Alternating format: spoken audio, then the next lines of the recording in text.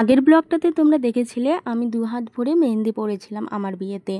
আর আজকে যেটা ব্লগ তোমরা দেখবে সেটা হচ্ছে আমার বিয়ের আগের দিন আমি কী করেছিলাম, কিভাবে আমার বিয়ের সমস্ত প্রিপারেশন নিয়েছিলাম সেগুলোই। সো চলো ব্লগটা দেখতে থাকো। সকালবেলা উঠে অর্ধেকটা পিঁড়ি রং করা বাকি ছিল, সেটাই রং করেছি। আর এইদিকে দেখতে পাচ্ছ নখের অবস্থা ভীষণ খারাপ ছিল। আগের থেকেই ভেবে রেখেছিলাম বিয়েটা যেহেতু জীবনে একবারই হবে, তাই আমার যত রকমের শখ রয়েছে সব আমার বিয়েতে একবারই পূরণ করব, যাতে কখনো বলতে না পারি বা আফসোস না হয় যে এই জিনিসগুলো আমার হয়নি। তো সেই কারণে দেখো আজকে আমাদের রাত্রেবেলা মেহেন্দি উৎসবেরও প্রোগ্রাম রয়েছে, সাথে নখটাও ভালো করে লাগাতে হবে। আর আমি এদিকে এখনও পর্যন্ত আমার মুখের ফেসিয়াল হেয়ারও রিমুভ করিনি বা থ্রেডিংও করিনি। তো সেটার করার জন্য পার্লারে এসেছিলাম, সাথে নেলটাও এক্সটেনশন করলাম। তো দেখো এখানে আমি নেল এক্সটেনশন করেছিলাম দিনাটায় অঙ্কিতা সাহার কাছ থেকে। ভীষণ সুন্দর নেল এক্সটেনশন করে, একদম আমার মনের মতো হয়েছিল। আমি যেরকম বলেছিলাম একটা ফটো দেখিয়ে ঠিক সেইভাবেই আমাকে করে দিয়েছে। তো বাড়িতে আসার পর দেখছিলাম চারিদিকেও অনেক আত্মীয় স্বজন, হই হুল্লোড়, গান বাজনা সব কিছুই। এখানে আমি রেডি হচ্ছি কারণ ফটোগ্রাফার আসবে। মাঝখানে আর কোনো রকম ভিডিও ক্লিপ নেওয়া হয়নি, অনেক ব্যস্ত ছিলাম। আর সকালবেলা অনেক পরিমাণে বৃষ্টিও এসেছিল, বৃষ্টি দেখে মনটা সবারই খারাপ হয়ে গিয়েছিল। সকাল থেকেই সবাই মিলে টেনশন করছিলাম, পরে দেখি যে না, আকাশটা ঠিক হয়ে গেল, সাথে রোদ্রও উঠেছে।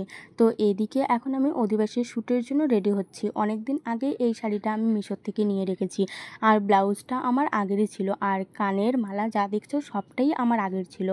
একটা প্ল্যান করে রেখেছিলাম, মানে যেহেতু আমাদের মধ্যে বৃদ্ধি নেই, নান্দিমুখ রয়েছে, নান্দিমুখের শ্রাদ্ধ, তো বৃদ্ধির সাজটা আমি অধিবাসের সাজের সাথেই অ্যাড করে দিলাম।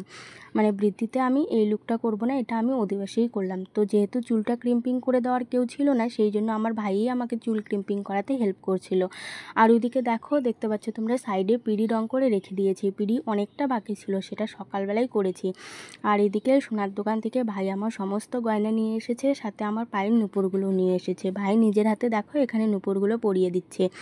আর এদিকে আমি একা একা রেডি হচ্ছিলাম। বিশ্বাস করো সবাই আমাকে বলেছিল নিজে মেকআপ আর্টিস্ট হয়ে এক ফোঁটাও মেকআপ কেন করলি না।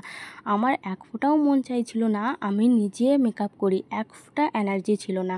কারণ কি, আমি চাইছিলাম মেকআপ আমি একবারে আমার বিয়ের লুকেই করব। আমার স্কিনটা অনেক দিন ধরেই আমি ভীষণ ভালোভাবে প্রিপারেশন নিচ্ছিলাম, কেয়ার করছিলাম যাতে আমার বিয়ের লুকটা ফুটে ওঠে। তো যাই হোক, সেই কারণে আমি মেকআপটা করিনি। আর আমি অজস্র পরিমাণে ঘামি, মেকআপের মাঝখানে যদি একবার ঘেমে যাই তাহলে ফটো একদমই ভালো আসবে না। তো সেই কারণে একদম নো মেকআপ লুকেই আমি বৃদ্ধির শ্যুট করেছি, মানে অধিবাসীর শ্যুট করেছি, সাথে গায়ে হলুদের শ্যুটগুলোও করেছি। তো এদিকে দেখো মাথার মুকুটটাও প্রথমে ভাইই লাগিয়ে দেওয়ার চেষ্টা করছিল, তো ভাই পারলো না, পরে এদিকে একটা পিসি আর ভাস্তি মিলে মুকুটটা লাগিয়ে দিচ্ছে। আর আমি এসেছি আমাদের বাড়ির পিছন সাইডটা এমনিতে দেখতে ভীষণই সূর্য অস্ত যাওয়ার সময়টা, আর এরকম সুন্দর ধান ক্ষেতের মাঝখানে কি যে সুন্দর ফটোগুলো এসেছিল, তোমাদের সাথে একসময় শেয়ার করব। এখনো পর্যন্ত যদিও বৃদ্ধির ফটোগুলো তোমাদের সাথে শেয়ার করা হয়নি। এইদিকে আমাকে ফটোগ্রাফার আর ভাই মিলে বোঝাচ্ছিল যে কিভাবে কি করব, যেহেতু আমার ভাইও ফটোগ্রাফারেরই কাজ করেছে বা করে, তো সেই কারণে ভাইয়ের নলেজও অনেকটাই রয়েছে। তো ও আমাকে বলে বলে দিচ্ছিল এইভাবে পোজ দে, ওইভাবে পোজ দে, এই দিক থেকে নিলে ভালো হবে, ওই দিক থেকে নিলে ভালো হবে। দেখো এখানে আমার নিজের বোন নেই তো কি হয়েছে, দেখো সমস্ত গাইড আমার ভাই করে দিচ্ছে। ফটোশ্যুট করতে করতে মুটুকটা যেই হিলে গিয়েছিল, আবার দেখি মুটুকটাও ঠিক করার জন্য আমার ভাই দৌড়ে চলে এসেছে। তো যাই হোক, আমার বিয়েতে কিন্তু আমার ভাই অনেক পরিমাণে ব্যস্ত ছিল, নিজে খাওয়ার সময়টুকুনি পায়নি। কিন্তু আমি যখন আউটডোর শ্যুট করতে এসেছি বাইরের সাইডটাতে, তখন ও কিন্তু আমার পিছনে পিছনে এসেছে, এক মুহূর্তের জন্য আমাকে একা ছাড়েনি। কারণ ওই যে কুড়ের গা একা ছাড়তে হয় না মেয়েদের কি ছেলেদেরই কি, একা একা কোথাও যেতে দিতে হয় না। তো সেই কারণে ভাই কিন্তু সবসময় আমার পিছনে ছিল।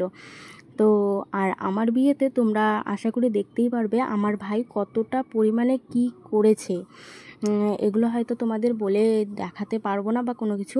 তো যাই হোক, দেখো এদিকে প্রকৃতির মাঝখানে, আর এদিকে আবার মেশিন চলছিল, একটা শ্যালোর থেকে জল উঠছিল। এখানে যে ফটোগুলো নিয়েছি, সিনেমাটিক্স ভিডিওগুলো যে নিয়েছে, এত সুন্দর হয়েছে। আমি যেদিন তোমাদের সাথে শেয়ার করব তোমরা হয়তো মুগ্ধ হয়ে শুধু দেখবে ভিডিওগুলো, খুব সুন্দর এসেছে। তো একটাই দুঃখের বিষয়, যত সুন্দরই হোক না কেন আমি মিউজিক ব্যবহার করতে পারবো না, মিউজিক ব্যবহার করলেই সমস্যা চলে আসবে। জানো তো আমি এই ব্লগটা অনেকটাই শর্ট করার চেষ্টা করলাম, কারণ রাত্রেবেলা ছিল আমার অধিবাসের ব্লগটা আমি আলাদা পার্টে তোমাদের সাথে শেয়ার করব, নয়তো ব্লগটা অনেকটাই লং হয়ে যাবে। অধিবাসে কি কি হয়েছিল, আমাদের মেহেন্দি প্রোগ্রামে কি কি হয়েছিল, সাথে গঙ্গা নিমন্ত্রণ করতে গিয়েছিল, সেই জিনিসগুলো তোমাদের সাথে শেয়ার করব আমার নেক্সট ব্লগে। আমি যদি এটার সাথে অ্যাটাচ করে দিতাম ব্লগটা অনেক বেশি লং হয়ে যেত, আর হয়তো বা তোমাদেরও দেখতে তেমন একটা ভালো লাগতো না, সেই জন্য আমি ব্লগটা শর্ট করে দিলাম। তো চলো নেক্সট ব্লগে তোমাদের সাথে খুব তাড়াতাড়ি দেখা হচ্ছে, টাটা।